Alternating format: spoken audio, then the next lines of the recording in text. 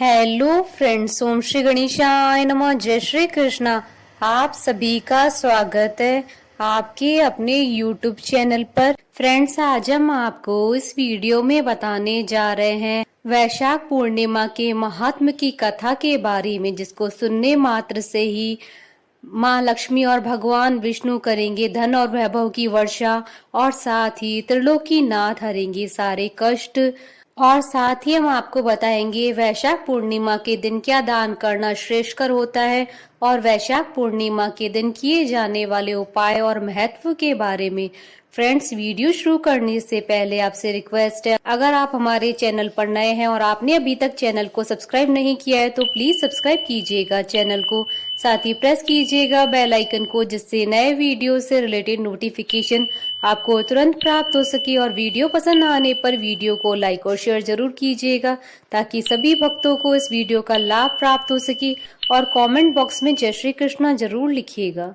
हिंदू धर्म में वैसे तो हर मास की पूर्णिमा का महत्व होता है, परंतु पुराणों में वैशाख की पूर्णिमा को अत्यंत पवित्र एवं फलदायी तिथि माना गया है। वैशाख पूर्णिमा के दिन पिछले 1 महीने से चला आ रहा वैशाख स्नान और विशेष धार्मिक अनुष्ठानों की पूर्ण आहुति की जाती है। मंदिरों में हवन पूजन के बाद वैशाख महात्म कथा का पारायण भी किया जाता है। हिंदू धर्म के अनुसार वैशाख मास धार्मिक दृष्टि से हर महीनों में उत्तम मास माना गया है। इस मास की पूर्णिमा तिथि को गंगा स्नान, दान, पुण्य और व्रत करने से विशेष लाभ प्राप्त होता है। इस पूर्णिमा को सिद्ध विनायक पूर्णिमा और सत्य विनायक पूर्णिमा भी कहते हैं। वैशाख पूर्णिमा की तिथि के दिन ही महात्मा बुद्ध का जन्म हुआ था, इसलिए इसे बुद्ध पूर्णिमा भी कहते हैं। इसी तिथि को महात्मा बुद्ध को बौद्धत्व की प्राप्ति हुई थी। इसी तिथि को ही उनका महानिर्वाण भी हुआ था। भगवान श्री कृष्ण ने वैशाख पूर्णिमा का महत्व अपने परम मित्र सुदामा को उस समय बताया था जब वे द्वारिका पहुंचे थे। श्री कृष्ण जी के बताने के अनुसार सुदामा जी ने व्रत किया, इससे उनकी दरिद्रता और दुख दूर हो गए थे। इससे वैशाख पूर्णिमा का महत्व और बढ़ जाता है। वैशाख पूर्णिमा के दिन भगवान विष्णु की पूजा अर्चना करने का विधान है। इस दिन भगवान विष्णु की पूजा करने से सभी मनोकामनाओं की पूर्ति होती है। इस दिन व्रत रखने से सुख समृद्धि में वृद्धि होती है। वैशाख पूर्णिमा को बुद्ध जयंती के रूप में भी मनाया जाता है। भविष्य पुराण और आदित्य पुराण के अनुसार इस दिन प्रातः नदियों एवं पवित्र सरोवरों में स्नान के बाद दान पुण्य का विशेष महत्व कहा गया है। धर्मराज के निमित्त जल से भरा हुआ कलश, पकवान एवं मिष्ठान आज के दिन वितरित करना गोदान के समान फल देने वाला बताया गया है। वैशाखी पूर्णिमा के दिन शक्कर और तिल दान करने से अनजाने में हुए पापों का क्षय हो जाता है। पूर्णिमा के दिन भगवान विष्णु की प्रतिमा के सामने घी से भरा हुआ पात्र, तिल और शक्कर स्थापित कर पूजन करना चाहिए। यदि हो सके तो पूजन के समय तिल के तेल का दीपक जलाना चाहिए।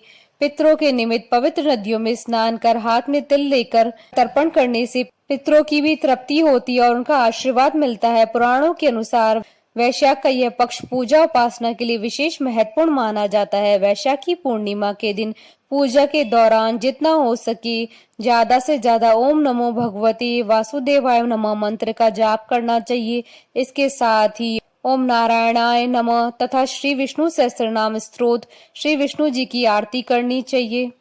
इस दिन भगवान विष्णु के सत्यनारायण स्वरूप की पूजा की जाती है। इसके अलावा इस दिन धर्मराज की पूजा का भी विधान है। माना जाता है कि इस व्रत से धर्मराज प्रसन्न होते हैं और अकाल मृत्यु का भय भी नहीं रहता है। फ्रेंड्स, अब आइए जानते हैं वैशाख पूर्णिमा के दिन किए जाने वाले उपाय के बारे में। शास्त्रों के अनुसार पूर्णिमा के दिन सुबह करीब 10 बजे पीपल के वृक्ष पर माँ लक्ष्मी का आगमन होता है। कहते हैं कि इस दिन सुबह नित्य कर्मों के बाद पीपल के पेड़ पर कुछ मीठा रखकर और मीठा जल अर्पण कर धूप अगरबत्ती जलाकर माँ लक्ष्मी का पूजन करें और माता लक्ष्मी को घर में निवास करने के लिए आमंत्रित करें, तो उस जातक पर माँ लक्ष्मी की कृपा हमेशा बनी रहती है। वैशाख पूर्णिमा के दिन माँ लक्ष्मी को प्रसन्न करने के लिए आप 11 गोमती चक्र, हल्दी की गांठ या फिर कोड़ियां ले ले। पूजा के समय इन पर तिलक करें और फिर अगले दिन इन्हें अपनी तिजोरी या पैसों के स्थान में रख ले।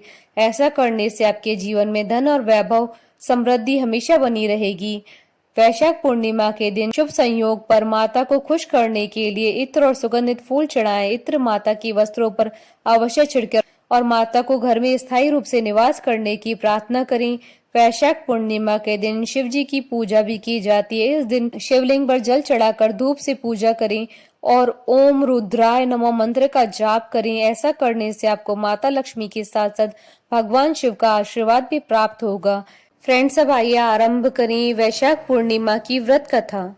द्वापर युग में एक समय की बात है, माँ यशोदा ने भगवान श्री कृष्ण जी से कहा कि हे कृष्ण, तुम सारे संसार के उत्पन्न कर्ता पोषक हो।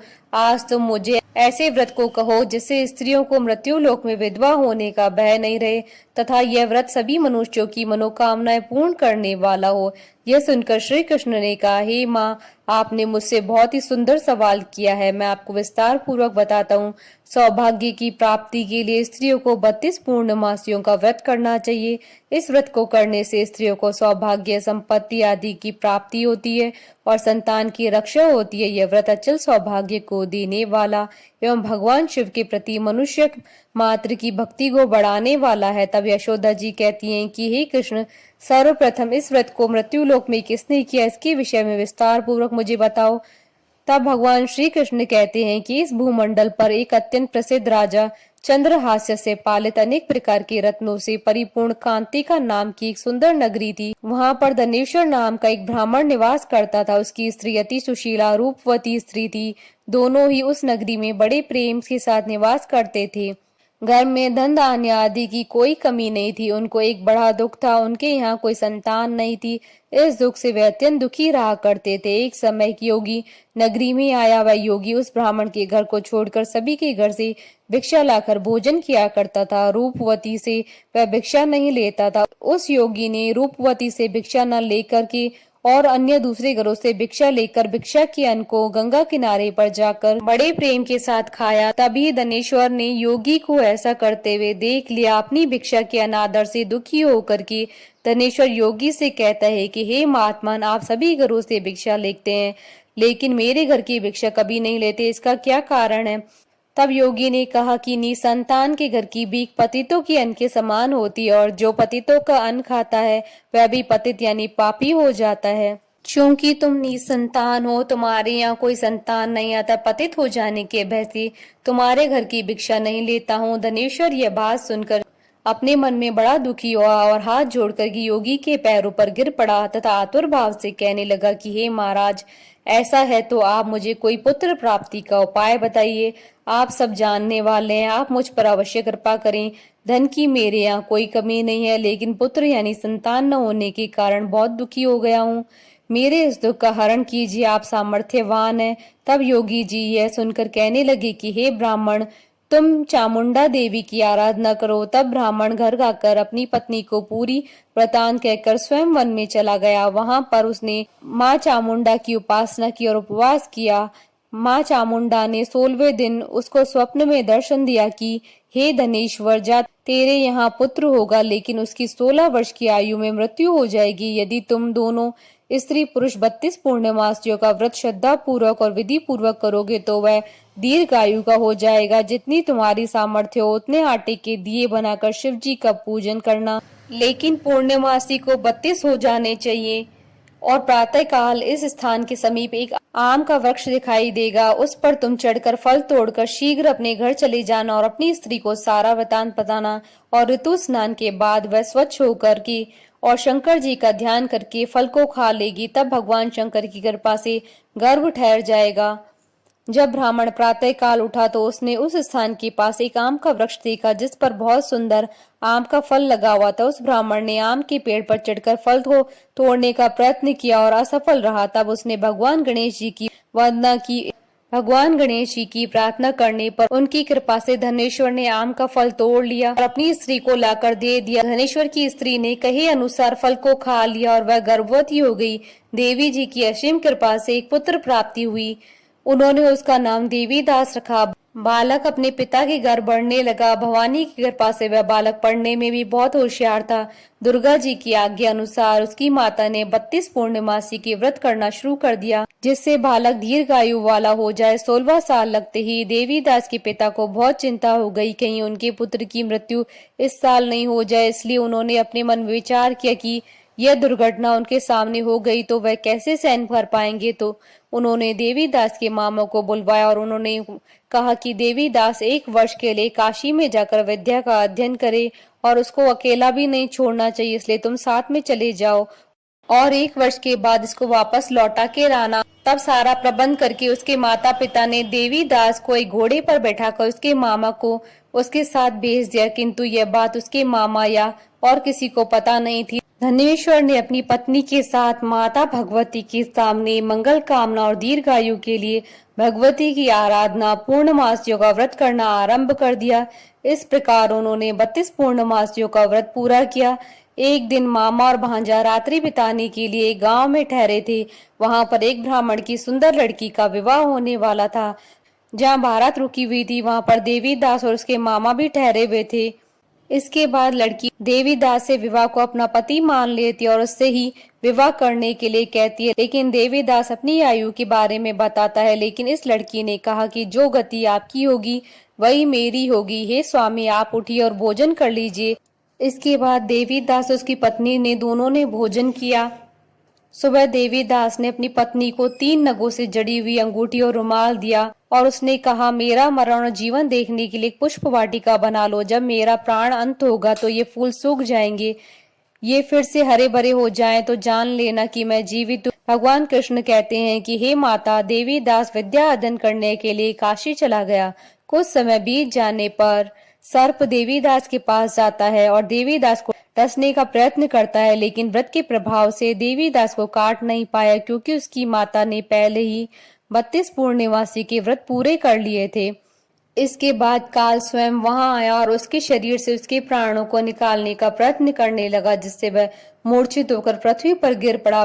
भगवान की कृपा से माता पार्वती के साथ शंकर जी वहां पर आ गए। माता पार्वती ने शंकर जी से कहा कि इसकी माता ने पहले ही 32 पूर्णिमासी का व्रत किया है, आप उसको प्राण दान दे। इस प्रकार शिव जी ने उसके प्राणों की रक्षा की और काल को पीछे हटना पड़ा। देवीदास स्वस्थ होकर पुनः बैठ गया। उधर उसकी स्त्री उसके काल की प्रतीक्षा किया करती थी। जब उसने देखा कि पुष्प वाटिका में पुष्प और पत्ते नहीं रहे तो उसको अत्यंत आश्चर्य हुआ, लेकिन जब वह वाटिका फिर से हरी भरी हो गई तो वह जान गई कि उसके पति को कुछ नहीं हुआ। यह देखकर वह बहुत प्रसन्न मन से अपने पिता से कहने लगी कि पिताजी, मेरे पति जीवित है, आप उनको खोजो।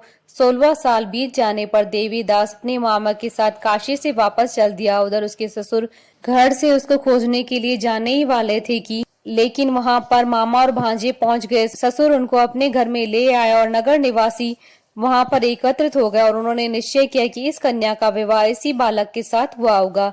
कन्या ने भी लड़के को पहचान लिया। कुछ दिन बाद देवीदास अपनी पत्नी और मामा के साथ बहुत से उपहार लेकर नगर की ओर चल देता है। जब वह गांव के निकट आ गया तो वहां के लोगों ने उसे देखकर उसके माता पिता को उसके आने की खबर दे दी। तुम्हारा पुत्र देवीदास अपनी पत्नी और मामा के साथ आ रहा है। ऐसा सुनकर उसके माता पिता बहुत खुश हुए।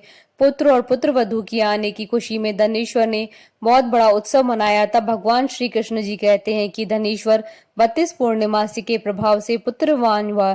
जो भी व्यक्ति या स्त्री इस व्रत को करते हैं वह जन्म जन्मांतर के पापों से छुटकारा प्राप्त कर लेते हैं।